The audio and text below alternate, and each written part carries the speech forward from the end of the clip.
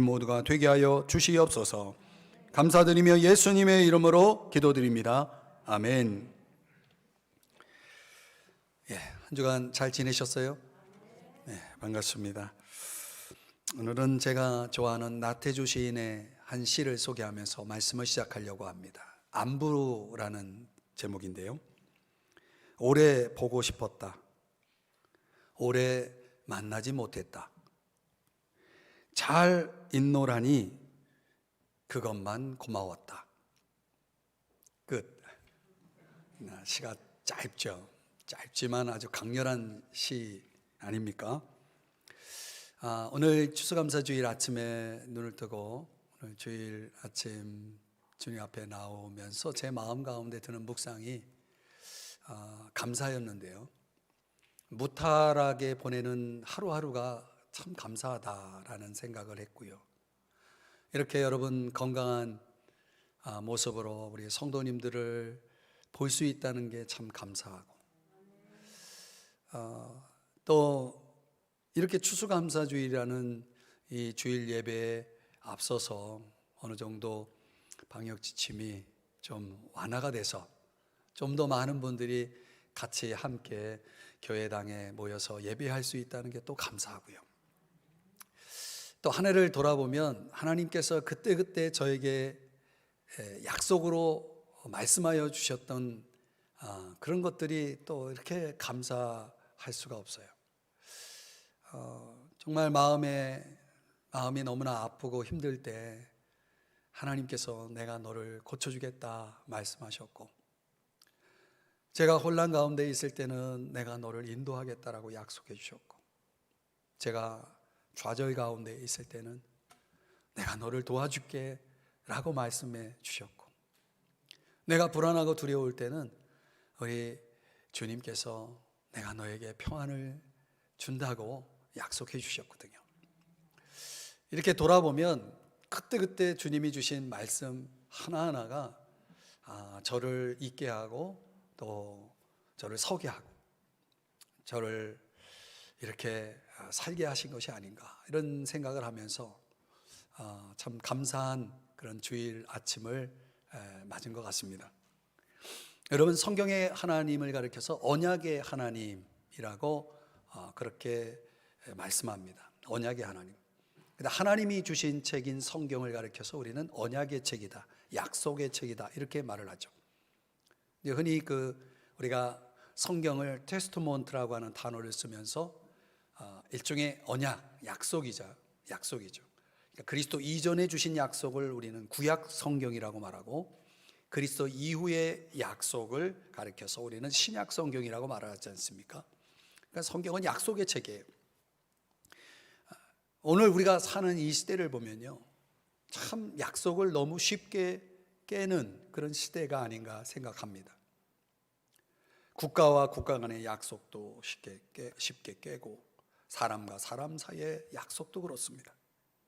이런 모든 현상들은 사실 하나님을 떠나 있다는 확실한 증거가 아니겠습니까? 이 저술가 C.S. 루이스와 관련된 일화 가운데 이런 얘기가 있어요. 1차 세계대전을 앞두고 친구가 이제 입대를 하게 되는데, 군에 입대를 하는데, 친구가 가만히 보니까 이 루이스가 그 친구를 보니까 특별히 이 사랑하는 아내와 그 어린 딸을 너무 걱정하고 있는 거예요. 그 친구를 보니까 너무 안타까워서 루이스가 이렇게 말합니다. 친구야, 내가 잘 돌봐줄 테니까 걱정하지 마. 이런 약속을 한 겁니다. 이제 친구가 군 입대를 하고 전쟁터에 나가서 그만 전사를 하고 맙니다. 근데 약속이 있잖아요. 이 루이스가 그 약속대로 평생 그 가족을 돌봐주었다고 합니다. 놀라운 사실은 그 친구 아내가요, 별로 감사할 줄 모르는 무례한 사람이었다고 합니다. 그러니까 주변 사람들이 보니까 아니 저렇게 감사도 모르는 사람을 뭘 그렇게 도와주냐고 하면서 이제는 그만 도와주라고 그렇게 충고를 해도 루이스는 꿈쩍하지 않았다는 거예요. 그러면서 그들을 향해서, 그렇게 충고하는 사람들을 향해서 이런 말을 했다는 거예요. 그 여인의 태도보다 더 중요한 것은 내가 친구와 약속했다는 사실입니다. 나는 약속의 하나님의 자녀입니다. 이런 말을 했다는 거예요. 참 귀한 이야기 아닙니까? 아마도 우리가 인생을 살아오면서 너무나 자주 약속을 어긴 그런 배신을 경험하다 보니 이제는 사람들이 약속하면 별로 거기에 신뢰를 두지 않죠. 우리 마음속에 믿지 못하는 것이 너무나 익숙해져 있는지 모르겠습니다. 그래서 한 청교도 아버지는 그의 자녀에게 유언을 남기면서 이런 점을 강조했다고 그래요. 아들아, 매사에 너는 책임질 줄 아는 사람이 되길 바란다. 무엇보다 사람들에 대한 불신 때문에 하나님의 약속마저 믿지 못하는 사람이 되어서는 안 된다. 어떤 상황, 어떤 경우에서라도 하나님의 약속은 믿을 만한 것이란다. 이런 유언을 남겼다고 합니다. 그렇지 않습니까, 여러분? 하나님의 약속, 그것이 사람의 약속과 비교가 될 수 있겠습니까? 사람의 약속은 깨어질 수 있어요. 그럴 수 있습니다, 충분히. 그러나 하나님의 약속은 흔들림이 없는 거예요. 믿으시기 바랍니다. 오늘 성경 본문은 약속이라는 단어가 3번 나옵니다. 히브리서 전체에는 18번 나옵니다. 굉장히 중요한 키워드예요. 오늘 설교 제목은 하나님의 약속입니다. 사실 우리 그리스도인들은 하나님의 약속 위에 서 있는 자들입니다. 오늘 본문은 특별히 이 약속, 하나님이 하신 약속의 실체를 보여주기 위해서 아브라함의 예를 들고 있습니다. 아브라함이 어디에 나옵니까? 성경 창세기에 나오지 않습니까? 오늘 여러분들이 좀 본문은 어려워도 여러분들이 오늘 설교를 잘 들으시고 하나님이 여러분에게 주시는 감동과 도전과 깨달음을 가지고 여러분의 삶에 잘 적용하는 시간이 되었으면 좋겠어요. 하나님께서 아브라함에게 그 주신 약속을 확증하기 위해서 자신을 걸고, 하나님 자신을 걸고 맹세한 내용이 이제 13절 말씀인데 한번 다시 보시죠. 현대의 성경으로 보면 한번 같이 읽어볼까요? 시작. 하나님이 아브라함에게 약속하실 때에 가르쳐 맹세할 자가 자기보다 더 큰 이가 없으므로 자기를 가르쳐 맹세하여. 여러분 생각해 보세요. 하나님은 가장 높으신 분이잖아요. 가장 크신 분이잖아요. 우리가 보통 맹세를 한다면 나보다 높은 이의 이름을 걸고 맹세를 하잖아요. 우리 같으면 하나님의 이름을 걸고 맹세를 한다 이렇게 말하잖아요. 하나님은 더 높은 분이 없으니까 하나님 자신을 걸고 맹세를 하는 것입니다. 그러니까 우리가 살아가면서 이런 하나님의 약속, 하나님이 자신을 걸고 하신 약속을 가지고 살아가는 사람들과 그렇지 않은 사람들의 신앙의 차이는 이건 참 비교할 수가 없습니다. 말로 표현할 수가 없어요. 이 데이비드 니콜라스라고 하는 사람이 말하기를 하나님의 약속은 별들과 같다 그랬어요. 별은 언제 봅니까? 밤에 보죠. 그럼 밤이 어두면 어두울수록 그 별이 얼마나 더 빛나는지 아십니까? 지금은 진짜 천지개벽이 돼서 이 삼성지구가 아주 큰 신도시가 되었지만은 제가 2009년에 여기 부임할 때만 해도 저 구파왈에서 이게 넘어오는 길을 보면 칠까지 어두운, 정말 웬 시골도 이런 시골이 없는 그런 곳이었어요. 근데 제가 놀라운 건 뭐냐면 그렇게 별이 많아요. 원래 많았는데 도시 속에 볼 수 없었던 그 별들을 보면서 한동안은 별들을 감상하는 그런 시간을 가졌던 것 같아요. 여러분, 밤이 어둘수록 별들이 얼마나 더 빛납니까? 하나님의 약속은 마치 절망의 어둠 속에서 빛을 보는 것과 같습니다. 그래서 그 빛을 보고 그 어둠 속에서 빠져나오는 거죠. 하나님의 약속이 그런 역할을 한다는 거예요. 유명한 그 스펄전 목사님은 나 자신의 약점은 나를 움츠러들게 하지만 하나님의 약속은 나를 용감하게 한다 그랬어요. 여러분, 약속을 가진 사람이 얻는 게 뭐냐면 힘이에요. 용기예요. 이런 게 우리들에게도 필요하지 않습니까? 그렇기 때문에 하나님의 약속을 붙들고 살아간다는 게 굉장히 중요한 것입니다. 그럼 어떻게 우리가 하나님의 약속을 받고 누릴 수 있을까요? 오늘 성경에서 세 가지를 여러분들과 같이 묵상해 보려고 합니다. 첫 번째는요, 참아야 되는 거예요. 오래 참아야 됩니다. 언제까지? 하나님의 약속이 이루어지기까지 오래 참아야 된다. 혹시 여러분 연재 만화 가운데 피너츠라고 하는 만화를 보신 분이 있으십니까? 거기에 보면 루시라고 하는 여자가 자기 침대 옆에서 기도하는 장면이 나오는데요. 갑자기 일어나서 이제 밖으로 나가면서 라이너스에게 이렇게 말합니다. 내가 좀 더 인내심을 가지고 이해할 수 있게 해달라고 기도하다가 그냥 기도를 그만두었어. 이렇게 말하는 거예요. 그러면서 마지막에 그녀가 이런 말을 덧붙입니다. 정말 그렇게 될까봐 두려웠거든. 정말 그렇게 될까봐 두려웠거든. 여러분, 우리가 인내심을 가지고 살아간다는 게 어떤 면에서는 우리에겐 정말 두려운 일일 수가 있는 거죠. 에이루 씨가 얘기했던 것처럼 말이죠. 현대인들은 기다리는 거, 오래 참는 거, 인내하는 거에 대해서 굉장히 고통스럽게 생각하는 경향이 있습니다. 왜냐하면 현대인들의 문제는 자기 주장이거든요. 자기가 중요하거든요. 전능자 앞에서, 전능하신 하나님 앞에서 혼수를 들듯 뭐든지 자기 생각대로 돼야 되고, 자기 마음대로, 자기 뜻대로, 자기 방식대로, 자기 때에 이루어져야 한다라고 생각하는 인식들이 이 현대 그리스도인들, 이 신앙인들 속에도 깊이 이 자리매김하고 있는 거예요. 그래서 오래 참는 게 굉장히 고통스러운 거예요. 왜? 빨리 돼야 되는데 왜 안 되냐 이거죠. 오래 참는 것이 그렇게 힘들다는 거 아닙니까? 근데 신앙생활이라는 것이, 신앙의 본질이라는 것이 성경에선 자기 부인이라고 가르치거든요. 자기 부인. 자기 주장이 아니라 반대 자기 부인이 있거든요. 자기 부인의 절정을 보여준 게 겟세마네 동산에서 예수님의 기도거든요. 예수님이 뭐라고 기도하셨습니까? 나의 원대로 해주세요가 아니라 나의 원대로 마시옵고 아버지의 원대로 하옵소서. 이게 자기 부인의 핵심이거든요. 그러니까 우리가 예수님이 걸어가신 그 길은 철저하게 자기 부인의 길이고 십자가의 길이었다는 사실을 잊지 말아야 됩니다. 근데 그 길을 가장 반대하고 나선 사람이 누구예요? 베드로죠.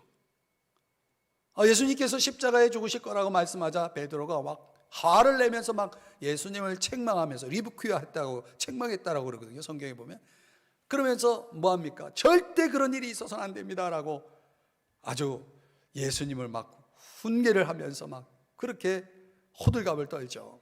근데 예수님이 베드로를 향해서 뭐라고 말씀합니까? 사탄아 물러가라 그랬어요.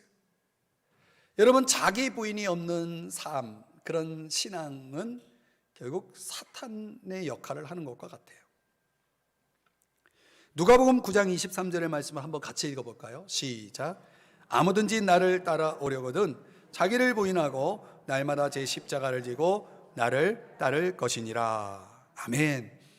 신앙이라는 게 뭡니까? 주님을 따르는 거 아니겠어요? 주님을 따를 때 전제가 뭐냐? 가장 먼저 우선하는 전제가 자기를 부인할 수 있어야 되는 거죠. 내 신앙생활이 즐겁고 행복하고 자유롭기 위해서는 나를 부인하고 하나님의 시간에, 하나님의 뜻에, 하나님의 방식에 맞추는 훈련이 꼭 필요한 거죠. 그래서 오래 참음이라고 하는 과목이 필수 과목이 되는 거예요. 반드시 이 과목을 이수해야 되는 거죠. 우리가 하나님의 약속을 받고 누리기 위해서는 바로 이 과목을 패스해야만 한다는 거예요. 자, 오늘 본문 14절 15절 말씀을 한번 볼까요? 이 말씀도 한번 같이 읽어봐요. 시작. 이르시되 내가 반드시 너에게 복주고 복주며 너를 번성하게 하고 번성하게 하리라 하셨더니 그가 이같이 오래 참아 약속을 받았느니라. 아멘. 우리가 잘 알다시피 하나님은 아브라함에게 약속을 주셨어요. 어떤 약속을 주셨느냐? 복주고 복주며 번성하게 하고 번성하게 하리라. 이 핵심이 뭐냐면 자손이거든요. 아브라함에게 있어서 가장 필요했던 복은 뭐예요? 자녀가 생기는 거거든요. 근데 그게 완전히 그에게는 불가능한 일이었죠. 자녀를 주되 그냥 하나만 주는 게 아니라 번성하게 하리라 그랬으니까 뭐예요? 많은 민족을 이루는 그런 약속을 몇 번에 걸쳐서 하나님이 하셨는데, 그런데 말이죠, 우리가 여기서 생각할 것은 그 약속을 어떻게 받았는가 하니 오늘 본문에서 15절에서 이것으로 받았다고 그랬죠. 뭘로? 오래 참아서 받았다고 그랬어요. 얼마나 오래 참았나요?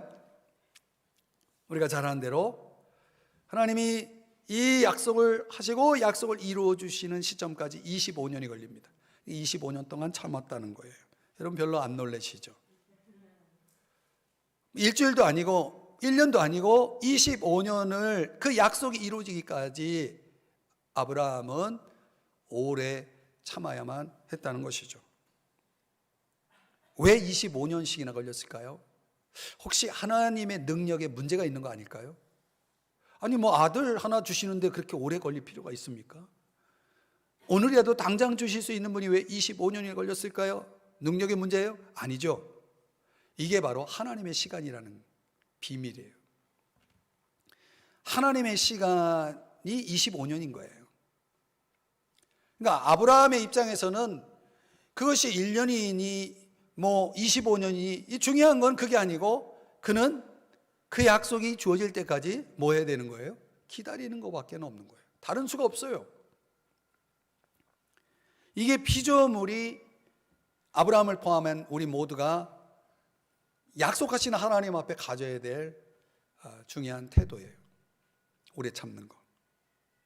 사실 여러분, 우리는 알게 모르게 사실 오래 참는 훈련을 우리 일상 속에서 하고 있잖아요. 중요한 전화를 기다리지 않습니까? 여러분, 빨리 왜 전화가 안 와? 하면서 짜증낼 때도 있잖아요. 어떤 분들은 수술을 합니다. 수술 결과를 기다립니다. 어떤 검사를 합니다. 그 검사 결과를 기다립니다. 다 오래 참아야 되는 거예요. 우리 아이들 시험을 봤죠. 그 시험 결과 또 기다려야 되는 거예요. 제가 졸업한 훌로신학교에다가 이제 어떤 서류를 신청을 했는데 안 와요. 아직도 안 와요. 해외 우편물 왜 이렇게 오래 걸리는 거예요, 도대체? 일상의 많은 일들이 오래 참는 걸 요구합니다. 하나님의 약속도 예외가 아니에요. 예컨대 우리가 경험하고 우리에게 닥쳐온 여러 가지 그 유혹과 시련이 때로는 더 이상 견딜 수 없는 그 한계까지 다다를 때가 있어요.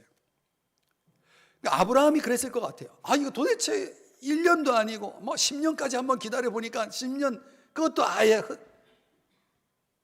조금의 어떤 흔적도 뭐 그 약속이 이루어진다라는 어떤 그런 상황이 전혀 전개되지 않는 거예요. 아브라함의 입장에서는 굉장히 답답했겠죠. 그러니 여러분, 하나님이 그 심정을 보고 그래 너 참는데 너무 오래 걸려서 힘들어하니 내가 들어주마, 그러고 들어주셨나요? 하나님 꿈쩍하지 않았어요. 어떻게 보면 이런 상황에서 보면 정말 아브라함에게는 하나님은 정말 잔인한 분일 수도 있어요. 이렇게까지 애타게 만들고 이렇게까지 기다려야만 하고 이렇게까지 오래 참아야만 한다? 아브라함 편에서는 좀 그런 불평이 나올 수가 있겠죠. 중요한 건 뭐냐면 하나님은 당신의 시간이 될 때까지는 절대 움직이지 않는다는 거예요. 더 중요한 건 뭐냐면 하나님은 반드시 약속을 이루어 주신다는 거예요. 그러니까 아브라함이 씨름해야 될 것은 바로 그것이었죠. 그분의 시간을 얼마나 내가 참아낼 수 있느냐의 문제였죠. 우리가 기대하는 대로 속히 이루어지지 않아도 내가 바라는 때에 이루어지지 않는다 해서 하나님의 약속이 무효가 되는 건 아닙니다. 적어도 우리가 아브라함의 예를 놓고 보면 하나님의 약속은 반드시 이루어지는구나. 그렇다면 어떻게 해야 되는가? 오래 참아야 된다는 거예요. 그래야 그 약속을 내 것으로 만들 수 있고 내가 누릴 수가 있게 되어지는 거죠. 여러분, 어쩌면 하나님이 여러분에게 어떤 약속을 하셨다 한다면 그 약속이 이루어지기까지 여러분은 아브라함보다 더 많이 기다려야 할 수도 있어요. 실망스러운가요? 우리가 어디에 초점을 맞춰야 되느냐, 얼마나 시간이 오래 걸리느냐에 맞추면 안 되고 그 약속이 반드시 이루어진다는 데 초점을 맞춰야 우리는 오래 참을 수가 있는 거죠. 반드시 우편물이 도착한다라는 그런 생각을 가져야 우리가 기다릴 수 있는 거고 참을 수가 있는 거죠. 사랑하는 여러분, 하나님의 약속이 여러분의 것이 되고 그 축복을 누리기를 원하시나요? 그렇다면 오래 참으세요. 그 약속이 이루어지기까지 말이죠. 두 번째, 우리가 하나님의 약속을 누리기 위해서, 받고 누리기 위해서는 믿어야 됩니다. 뭘 믿어요? 약속하신 분을 믿어야 됩니다. 약속이 이루어진다라는 차원에서 우리가 오래 참을 수 있다면, 약속의 때를 향해서 참는 일이 필요하다면 그거보다 더 중요한 것이 바로 이거예요. 약속을 하신 분을 전적으로 믿어야 된다는 거죠. 여러분 혹시 미신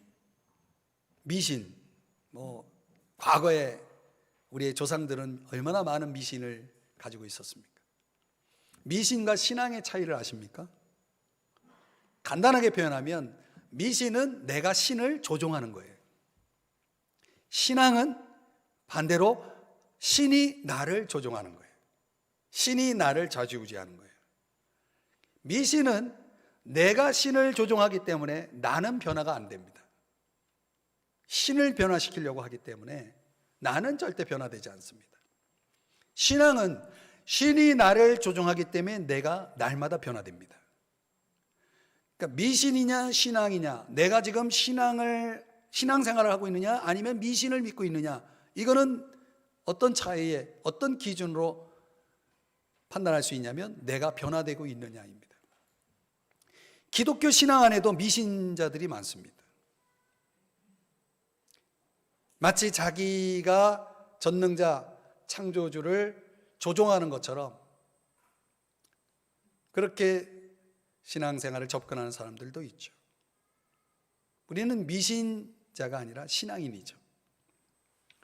신앙이 올바르게 되어지려면 반드시 하나님과 나 사이의 관계를 바로 정립해야 됩니다.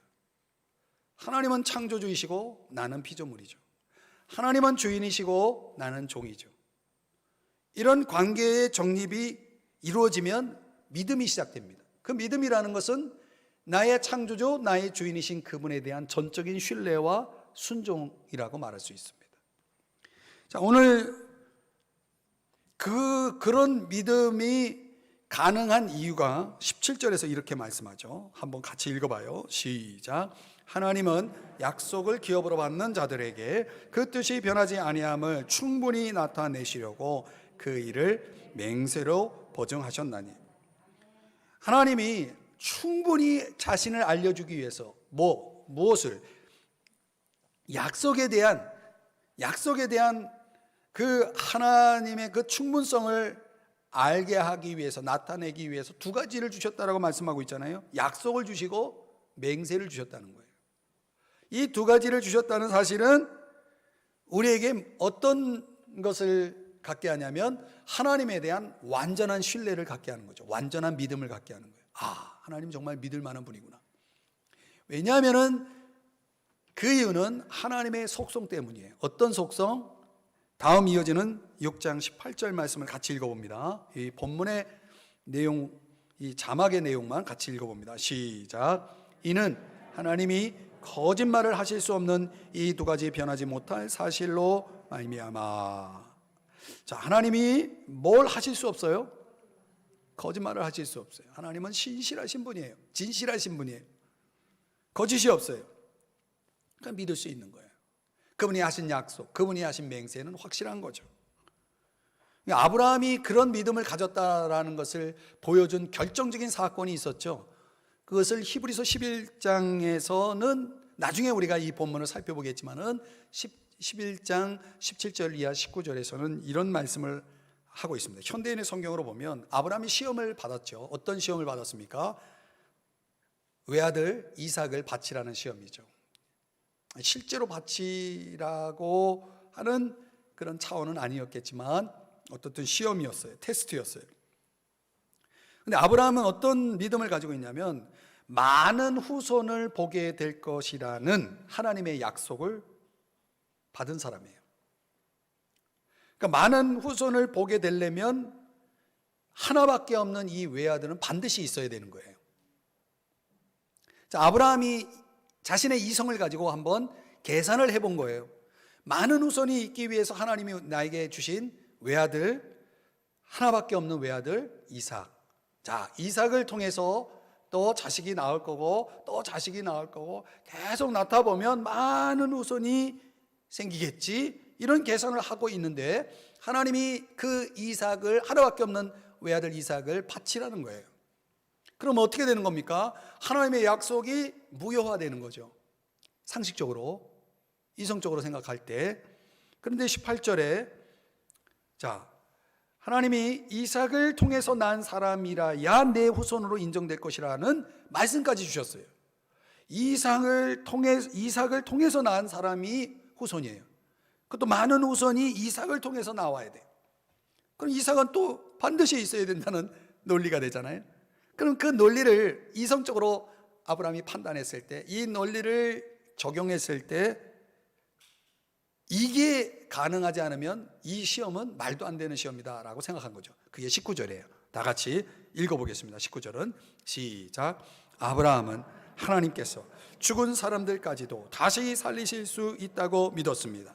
말하자면 아브라함은 죽은 사람들 가운데서 이삭을 다시 받은 셈입니다. 그렇죠. 아니, 이 아들이 있어야 하나님 약속이 계속 진행될 수 있는 건데, 이 자식을 바치라 한다면 그러면 이 자식은 사라지는 것이 아니라 다시 살려서 돌려받게 된다라는 그 믿음을 가졌다는 거예요. 그래서 이삭을 바치게 되죠. 하나님은 이삭을 바치게 하지 않고 이제야 내가 너를 시험해 보니 나를 참으로 두려워하는, 경외하는, 참으로 사랑하는 그런 신앙을 가졌구나 하고 하나님이 다시금 약속을 더 확고하게 아브라함에게 주시는 내용이 성경에 그려지고 있지 않습니까? 결국은 아브라함의 믿음은 갈대아 우르를 떠나라는 주님의 말씀에 순종했던, 믿음으로 순종했던 그때부터 시작해서 독자 이삭을 바치라는 그 사건에 이르기까지 아주 일관되게 믿음을 적용하고 있는 것을 볼 수 있어요. 여러분, 믿음이라는 것이 뭐 어떤 한 제한된 공간 안에, 제한된 시간 안에 적용되는 게 아니라 일관되게 적용될 수 있어야 된다는 거죠. 여러분의 직장에서, 여러분의 가정에서, 여러분의 일상에서 어떤 상황에서도 그 믿음은 계속 적용돼야 되는 거예요. 하나님에 대한 믿음이 계속 적용돼야 된다는 것이죠. 100세의 기적으로 얻은 이 아들조차 하나님께 드릴 수 있다라고 하는 이 믿음은 어디서 온 거냐면, 죽은 자를 다시 살리실 수 있는 전능하신 하나님에 대한 전적인 신뢰 믿음이 없어서는, 그분의 그 사랑, 그분의 그 전능, 이런 믿음이 없어서는 불가능했겠죠. 그래서 저와 여러분이 반드시 가져야 될 믿음이 뭐냐면, 바울이 사도행전 27장에서 이런 말을 합니다. 내게 약속하신 그대로 되리라고 하나님을 믿노라. 그런 고백을 하죠. 누가복음 1장 45절에는 마리아를 통해서 또 이런 말씀을 또 하십니다. 주께서 하신 말씀이 반드시 이루어지리라고 믿은 그 여자에게 복이 있도다. 여러분, 반드시 이루어진다라는 그 믿음, 그분이 약속하시면 그 약속은 반드시 이루어진다라고 하는 그 믿음을 가진 사람들은요, 복이 있는 거예요. 그 전적인 믿음이 여러분에게도 있나요? 요한복음 6장 28절 29절에 보면 우리가 어떻게 해야 하나님의 일을 합니까? 라고 질문하니까 예수님께서 이런 답변을 하셨어요. 믿는 것이 하나님의 일이다 그랬어요. 여러분, 믿는다는 게 얼마나 중요한 일인지 아십니까? 하나님이 얼마나 기뻐하시는 일인지 아십니까? 여러분, 하나님이 기뻐하시려면 여러분이 믿어야 되는 거예요. 그분에 대한 믿음을 가지셔야 된다는 거예요. 하루에도 우리의 믿음을 흔드는 많은 상황이 우리에게 전개돼도, 펼쳐져도 저와 여러분은 그분에 대한 믿음을 변치 말아야 되는 거예요. 주님을 믿는다는 게 도대체 뭡니까? 마가복음 9장 23절에 이런 말씀이 나옵니다. 다 같이 한번 읽어봐요. 시작. 예수께서 이르시되 할 수 있거든이 무슨 말이냐? 믿는 자에게는 능히 하지 못할 일이 없느니라. 아멘. 이게 믿음이에요. 아브라함이 뭘 믿었습니까? 약속하신 하나님을 믿었죠. 그리고 그 약속은 성취된다는 걸 믿었죠. 그 성취된 현실을 믿음으로 본 거예요. 물론 아브라함에게도 실수가 있었죠. 애굽으로 피신가지를 않나, 이스마엘을 낳지 않나. 뭐 어떻게 보면 아브라함처럼 그렇게 허물 많고 실수 많은 사람도 없을 거예요. 얼마나 부족한 사람이에요. 그 현실적으로 불가능한 현실을 안고 있었던 사람이에요. 그럼 아브라함에게는 단 하나 믿음이 있었다는 거예요. 어떤 믿음? 그런 부족한 나를, 그런 불가능한 나를 통해서라도 하나님의 약속은 반드시 이루어진다. 왜? 하나님이시니까. 여러분, 나를 보면, 현실을 보면 불가능하지만 하나님을 보면 가능한 거예요, 그게. 그런 하나님의 위대한 역사에 기대를 걸고 믿음을 적용했던 이런 아브라함처럼 말이죠. 저와 여러분에게도 하나님에 대한 그런 믿음을 가지셔야 됩니다. 이 장 바니에라는 사람이 쓴 인간되기라는 책이 있는데요. 그 책이 굉장히 좋은 책입니다. 그 책에 보면은 인간이 인간다워지기 위해서는 두 가지가 있어야 된다고 그랬어요.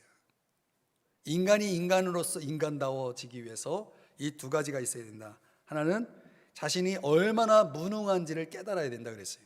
그때 인간은 인간이 된다는 거예요. 내가 가지고 있는 재산, 내가 가지고 있는 건강, 내가 가지고 있는 명예, 이게 얼마나 부질없고 아무것도 아닌가, 이걸 깨달을 때 그때 인간이 인간이 된다는 거예요. 또 하나는 내가 할 수 있는 것이 여기까지구나라는 걸 깨달을 때, 내가 여기까지구나라는 그 한계를 알 때 인간이 인간이 될 수 있다는 거예요. 저는 그 책을 보면서 굉장한 그 공감도 있지만은 그 내용이 굉장히 성경적인 그런 성찰이구나, 통찰이구나라는 것을 느끼면서 그 책을 본 경험이 있습니다.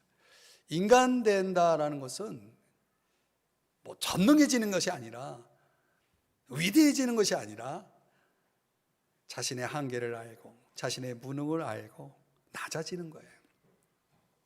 유진 피터슨 영성학자, 목회자의 목회자라고 알려지는 아주 유명한 분이죠. 그분은 이런 말을 했어요. 우리가 하나님이 없는 삶을 경험해야 하나님을 찾는다 그랬어요. 그 말도 굉장히 의미 있는 말이죠. 하나님의 부재를 경험할 때 하나님을 비로소 찾게 된다. 이스라엘 백성들이 광야에서 경험한 것이 그거죠. 내 인생에 하나님이 없으면 어떻게 된다는 걸 깊이 깨닫게 되면 그 깨달음 속에서 하나님을 진정으로 찾기 시작한다는 거예요.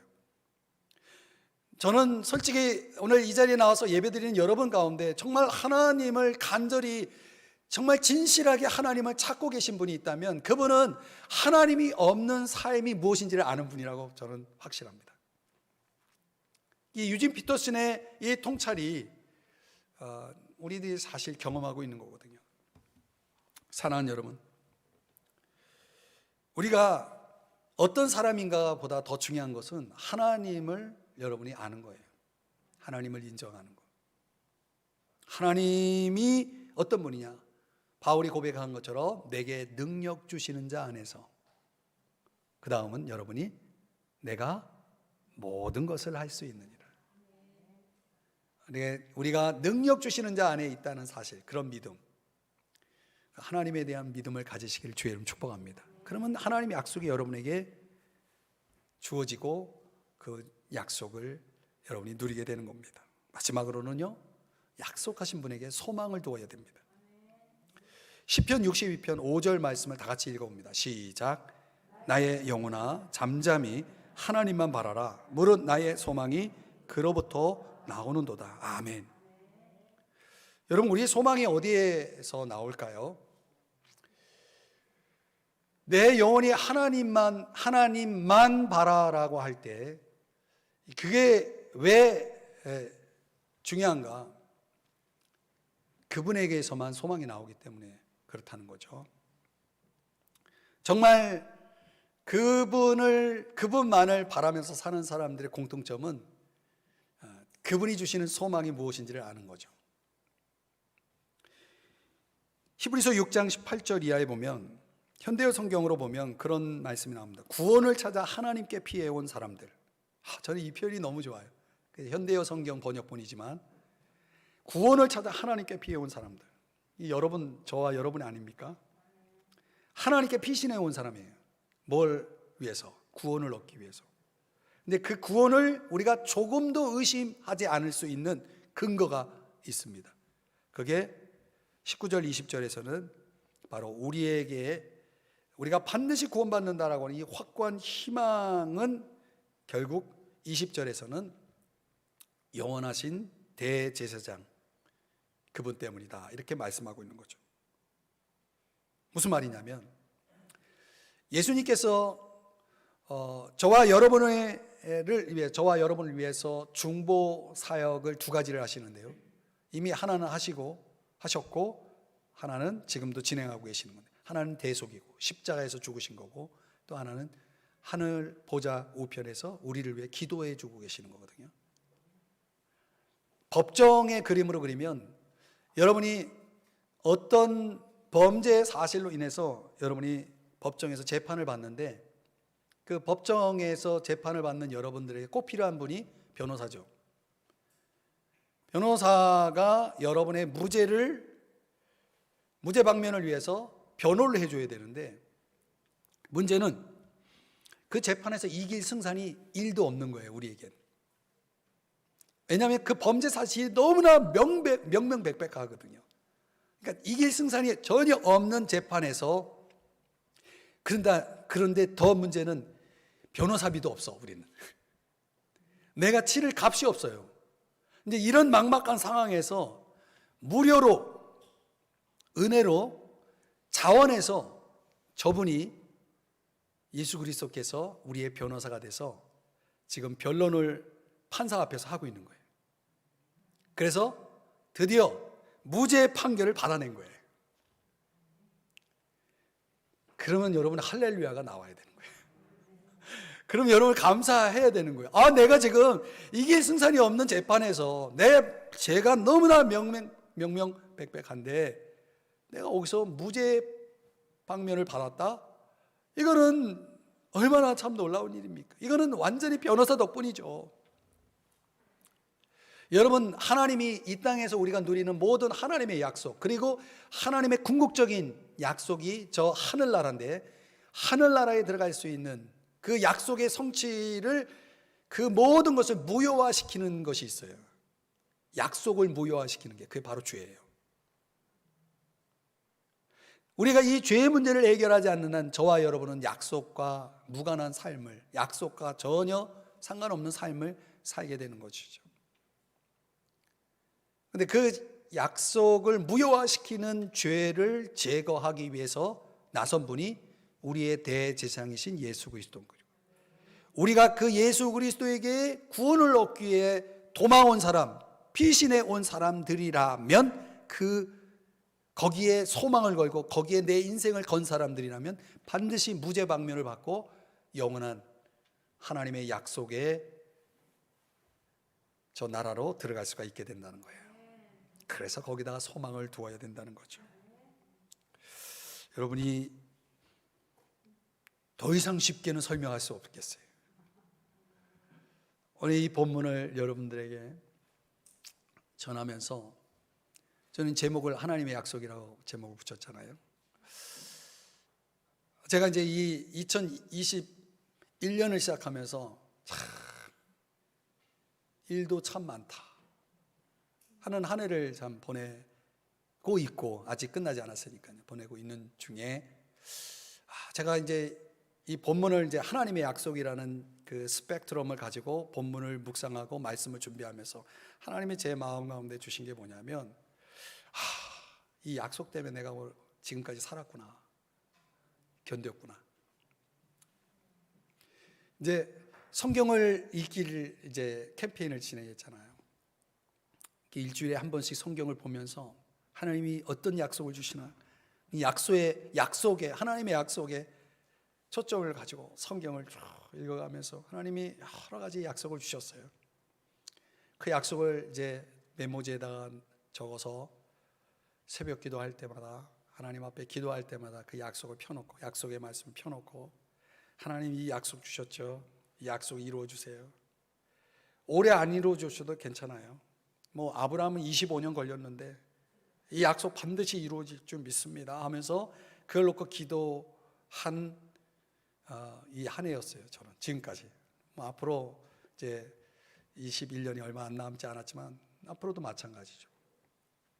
그 약속이 저를 살렸고, 그 약속이 저를 벌떡 일어나게 했고, 그 약속이 저에게 힘을 주었고, 그 약속이 저로 하여금 행복하게 만들어줬거든요. 지금도 유효하고 그 약속은.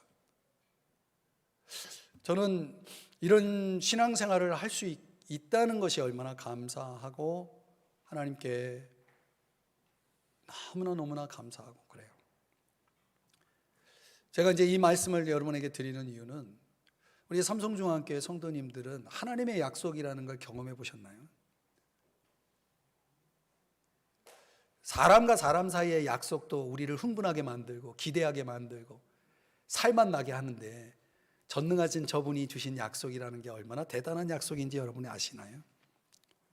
저는 우리 교회 신앙인들이, 정말 우리 교회 성도님들이 이런 하나님의 약속을 맛을 보고 이 하나님의 약속을 가지고 살아가는 그런 참된 신앙의 모습을 보고 싶어요. 하나님의 약속은 밤의 별과 같다고 그랬잖아요. 밤에는 별이 있어야 돼요. 그래야 내가 갈 수 있는 길을 갈 수 있어요. 하나님의 약속은 우리를 어둠에서 빛으로 인도합니다. 깊은 절망의 심연에서 우리를 저 높은 희망의 언덕으로 오르게 하는 아주 중요한 이 약속, 하나님의 약속. 여러분이 진지하게 하나님의 말씀을, 성경을 펴고 하나님 말씀을 읽고 묵상하고 그 말씀을 가지고 기도할 때, 하나님은 세미한 음성으로 여러분에게 그 말씀을 통해 약속을 주신다는 걸 알고 계셔야 돼요. 이게 신앙의 세계예요. 이 신앙을 맛을 봐야 돼요.